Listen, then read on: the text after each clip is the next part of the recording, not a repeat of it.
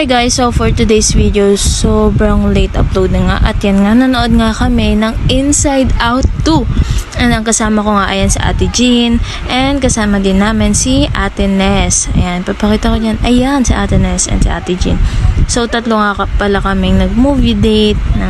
Nanood kami ng Inside Out 2. And grabe, sobrang ganda talaga. So ayan, for the flex muna kami niyan. Ayan. And ayan na nga, bibili na nga kami niya ng tickets. And after that, pumasok na nga kami sa cinema. And dun nga kami sa may baba. At ayan na nga. O sige, bilis mo pa siya. At ayun na nga guys, sobrang bilis diba? Natapos na yung movie. So alam naman natin bawal mag-video habang nanonood. And grabe, sobrang ganda ng Inside Out 2. The best talaga. And ang ganda talaga ng message ng movie na to. And ayun na nga, hinintay pa namin yan kasi sa dulo may pa-surprise pa. My goodness. And ayan, tapos na nga kami manood. And may part na nakakaluha din. Kasi ang ganda kasi ng message. Kaya manood na kayo. And ayan na nga guys.